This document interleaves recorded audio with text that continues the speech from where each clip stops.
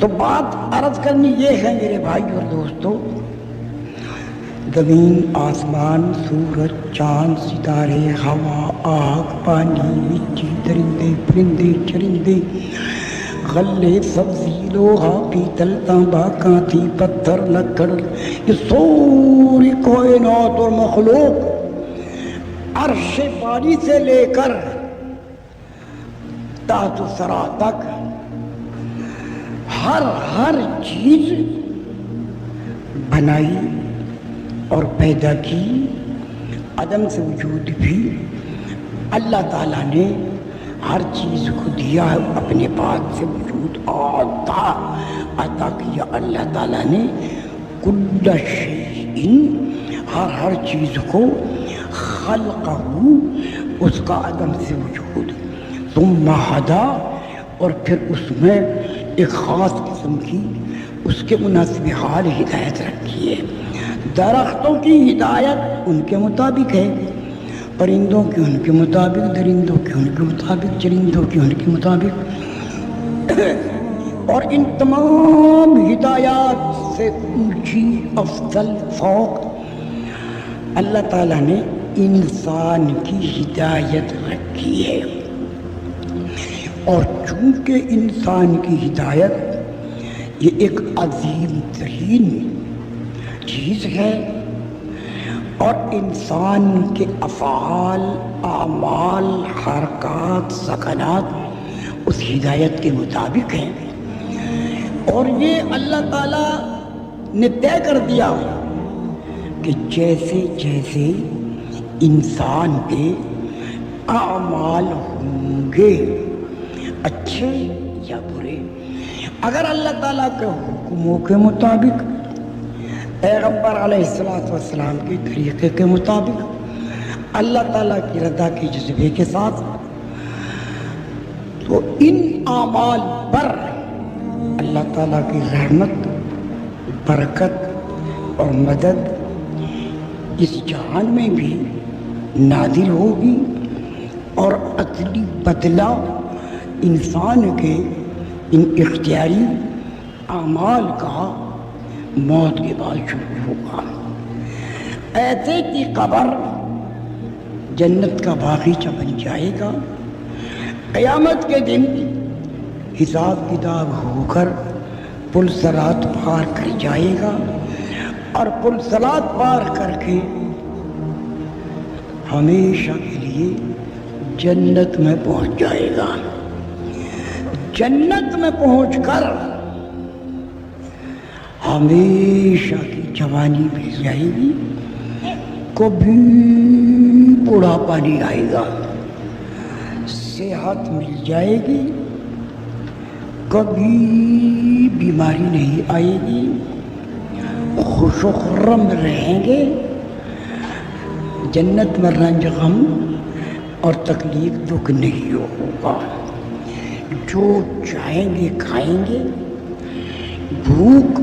کھانے کا سبب نہیں بنے گی، بھوک کی اشتہا ہوگی، اور کھانا 1 کلو 2 کلو 3 کلو کا مسئلہ وہاں نہیں ہے، جو جی چاہے، جتنا جی چاہے کھا جاؤ۔ اگر آپ کا جی یوں چاہا کہ میں 10 من دودھ پینا چاہوں تو پی جاؤ،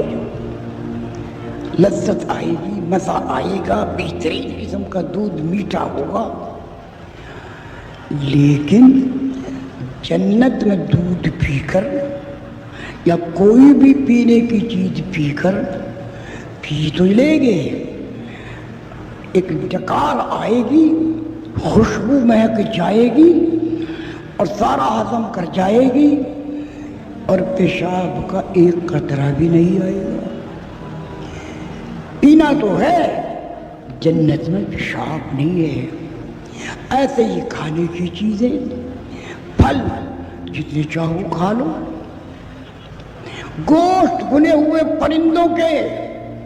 تو جتنا چاہیے کھا لو، کھانے کی چیزیں جتنی چاہیے کھاؤ، چاہت کے اعتبار سے کھانا ہوگا، کلو 2 کلو 3 کلو کا مسئلہ وہاں نہیں ہے، کھاتے چلے جاؤ۔ ڈکار آتی جائے گی، خوشبو مہکتی جائے گی، سارا ہضم کر جائے گی، مگر بیت الخلا کی حاجت ہی نہیں آئے گی۔ جنت میں کھانا تو ہے مگر پاخانہ نہیں ہے، پاک ہی پاک جگہ، خوشبو ہی خوشبو ہے، بدبو کا نام و نشان نہیں، گندگی کا تو وہاں پتہ ہی نہیں۔ تو عرض کرنا یہ ہے میرے بھائی اور دوستوں، یہ جو دنیا کی زندگی ہے 50 60 70 100 سال کی، یہ زندگی، اس میں اللہ تعالیٰ نے انسان کے لیے، عورتوں مردوں بوڑھوں جوانوں فقیروں مسکینوں بادشاہوں وزیروں کے لیے احکام نازل فرمائے ہیں، اور ان احکام کا تعلق ہر ایک کے ساتھ اس کی آنکھ کے دیکھنے کے اعتبار سے، کان کے سننے کے اعتبار سے، زبان کے بولنے کے اعتبار سے، ہاتھ پیر کے استعمال کے اعتبار سے اللہ تعالیٰ کے احکام ہیں۔ ہاتھوں کا استعمال اللہ تعالیٰ کے حکم، پیغمبر علیہ السلام کے طریقے کے مطابق، آنکھوں کا دیکھنا حکم خداوندی، اتباع نبوی، کانوں کا سننا حضور صلی اللہ علیہ وسلم کی اجازت کے مطابق، حضور صلی اللہ علیہ وسلم کے طریقے پر اللہ تعالیٰ کی اجازت کے مطابق، پیر ہاتھ ہر چیز کا استعمال۔ تو یہ جتنے بھی اعمال انسان کے ہاتھ پیر آدھا جوارے سے ہیں، یہ سارے کے سارے اعمال اس تھوڑی سی چھوٹی سی 70 60 100 سال کی زندگی میں، رات کے اعمال ہوں خواہ دن کے، ان کی لکھائی برابر ہو رہی ہے، اور روزانہ 2 فرشتے صبح کو، ایک دائیں ایک بائیں، اگر کوئی غلطی خطا کی بات انسان سے ہو گئی تو بایاں فرشتہ لکھتا ہے، اور اگر کوئی نیکی کی، نماز کی، روزے کی، حج کی، زکوٰۃ کی، ذکر کی، تلاوت کی نیکی کا عمل ہوا تو دایاں لکھتا رہتا ہے۔ البتہ اتنی بات ہے کہ جب بایاں لکھتا ہے تو دایاں کہتا ہے ذرا ٹھہر جا، جلدی نہ کر، ہو سکتا ہے یہ توبہ کر کے معاف کرا لے۔ اسی لیے اگر کوئی خطا قصور ہو جائے تو توبہ کرنے میں تاخیر نہ کرے، ہر انسان جتنی جلدی ہو سکے 2 رکعت نفلیں پڑھ کے توبہ کر لے، ویسے توبہ کر لے، استغفار کر لے، اللہ تعالیٰ سے معافی مانگ لے، اگر کسی کو ستایا ہے اس سے معاف کرا لے، کسی کو دھمکایا ہے اس سے معاف کرا لے، کسی پر ظلم کیا ہے اس سے معاف کرا لے، کسی کا حق دبا لیا ہے تو اس کو ادا کر دے، کوئی نماز چھوٹ گئی ہے تو قضا کر لے، روزہ چھوٹا ہے فرض تو قضا کر لے۔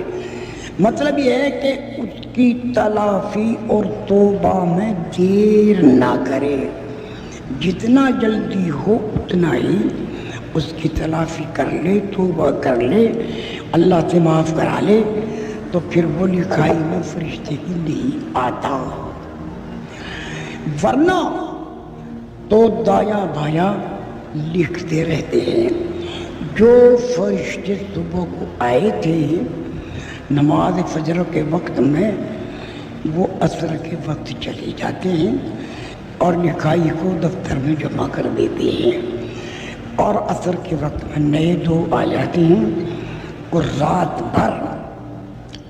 انسان کے ساتھ رہتے ہیں اور اس کے اعمال اچھے برے لکھتے رہتے ہیں۔ انسان